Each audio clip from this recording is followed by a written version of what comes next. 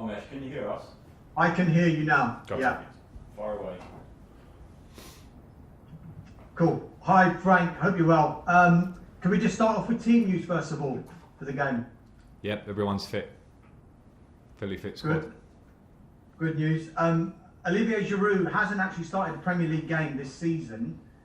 Given his performance the other night and his other performances, is he making it almost impossible for you to leave him out? And can you give him any reassurance with the Euros coming up in the summer that he will get enough game time at Chelsea this season? Well, it's not. I don't think it's a case of giving any player assurances of game time. I think with a competitive squad like we have, that's very difficult to do. All you want is for players when they're out of the team to train well. I keep saying the same thing about Oli, to train well, get themselves in the team and perform like Oli did the other day. And of course that gives me nice problems as such. Oli's always done that for me here. I think particularly at the back end of last season he's played as regularly as he's played at Chelsea in my time at the club. Last season particularly in restart, when he was fundamental in us managing to get to the Champions League spots. So I'm happy with him. He's given me a really nice problem. His form's good. He's training well.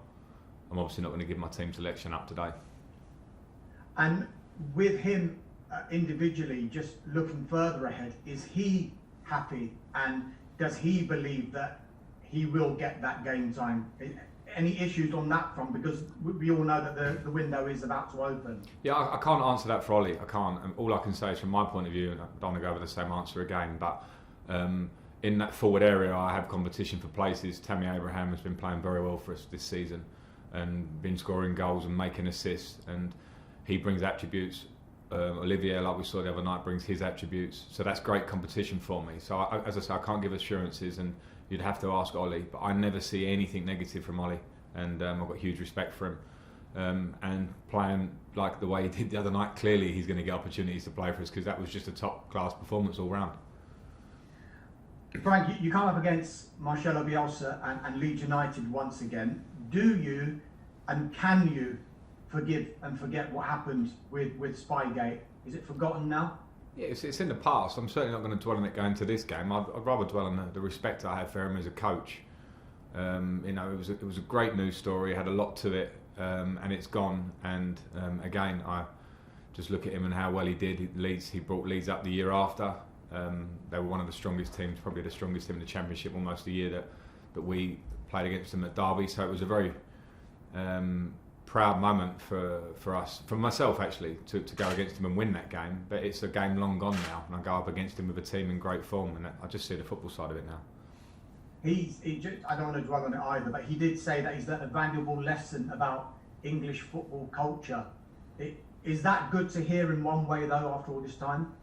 I'm absolutely not concerned about what lesson he's learned or not. Honestly, I really don't. I'm definitely not going to hang on it in this game. It's long gone.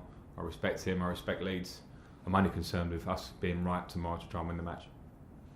You've got fans in the ground, 2,000 of them coming to Stamford Bridge. How big an impact do you think 2,000 fans can make in a big stadium like Stamford Bridge? And do you think clubs who can bring in fans might have some sort of a competitive advantage over those clubs who can't? I don't know. I think it's a good question, that one, and it's uncertain times and unfortunate if it's the case where some clubs can't in whatever tier they're in. I suppose to focus on us, yes, they can help us by being at home, by being vocal, by being supportive. Chelsea fans are always like that for us at Stamford Bridge, and although we want more, I know that we played a pre-season game against Brighton. I think it was 2,500. And they definitely affected the atmosphere, even though it was that low sort of number compared to the stadium. So I expect it to be something to hopefully get behind us on the day. Thanks, Domesh. We'll move around and come to Jerry.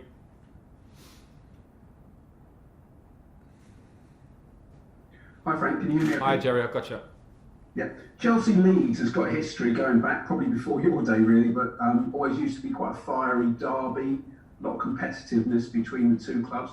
What do you see tomorrow's game being like, and do you think this could be the start of a new era of sort of rivalries between the two clubs?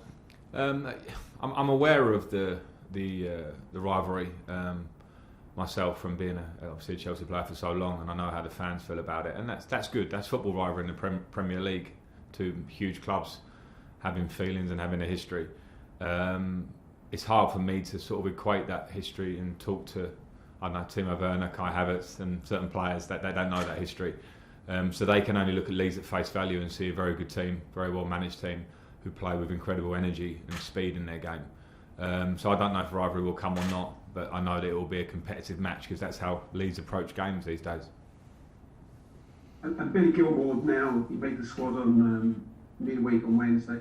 Do you see him being a player who's going to get some game time now, especially in a busy month when you've got a lot of matches coming up? Yeah, possibly. I mean, we are competitive in midfield. As I mentioned at the start, we don't have injuries at the moment, so the numbers mean that some players miss out on squads and some do tomorrow. But yeah, the quality of Billy hopefully means he'll get some minutes, particularly when we look at the Champions League game coming up in midweek and what's on that game. But more than that, I think Billy's quality will shine through, but obviously there is competition in that area, so we'll have to see. Come to Jonathan.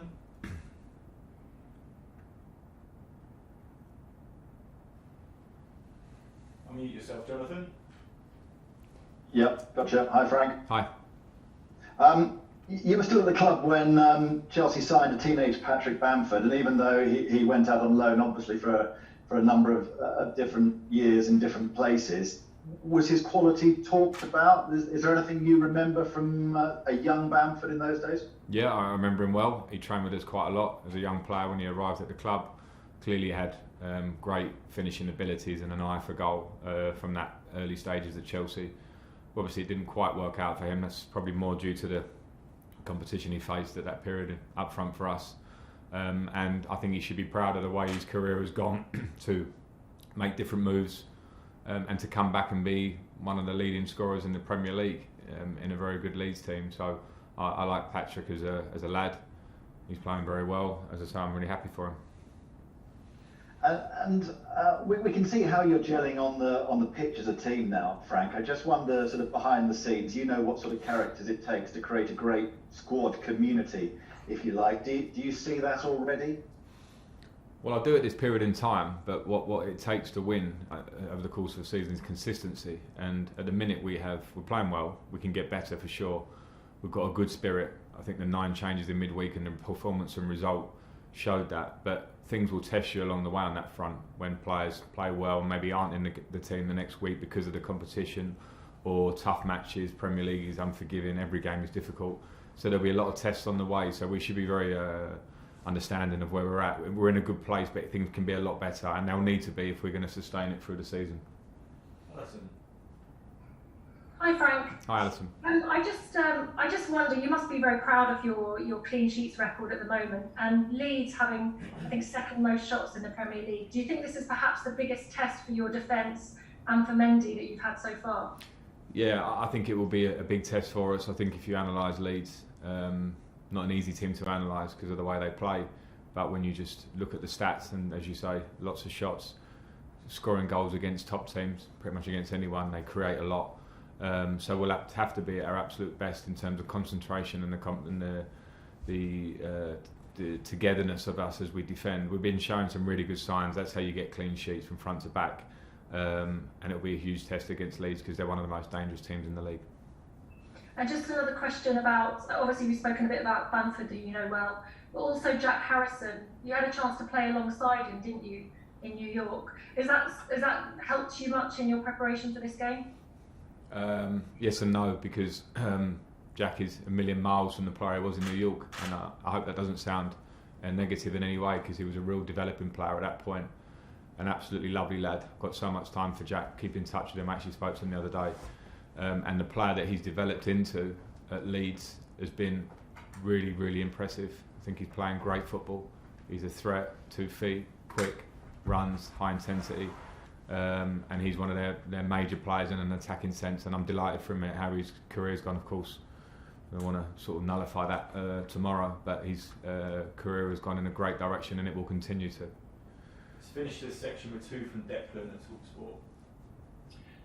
Afternoon, Frank. You briefly touched on the fans there, and of course it is a welcome return. But what does it mean for you and the players to have them back at the Bridge this Saturday? It means a great deal. We've been missing them. In restart, there was just a focus on getting the season finished. I think this season started, and I certainly feel it. And I would guess that players and other managers are the same. It's the job we do, and we love it for a reason. working in the Premier League because of the fans and because of the rivalry and because of what it means to people. So to be able to get 2,000 for us of our fans is a huge deal. They've been patient. I know more fans will want tickets than can get tickets. We hope that moves in the right direction quickly. But it'd be nice to hear them tomorrow supporting the team. And of course, you briefly touched there on Patrick Bamford. We saw last week against Everton, they posed many threats, in particular wide. Just how difficult has it been to prepare for this game, considering the travelling you had to do this week? And in regards to Leeds, they've had a whole week to prepare for this game. Yeah, I mean, that comes with being a team that are fighting in Europe, so we shouldn't complain too much. Practically, of course, it affects things, and I have to look at squad rotations. We have to really focus on recovery and maintenance in between games, so we can't work too much on the physical nature, where, as we know, one of Leeds' strengths is their physical side, their energy, and they've had a long week at it, but we should just expect that from Leeds and just worry about ourselves. Thanks everyone. We'll now do an embargo section for 10:30 tonight.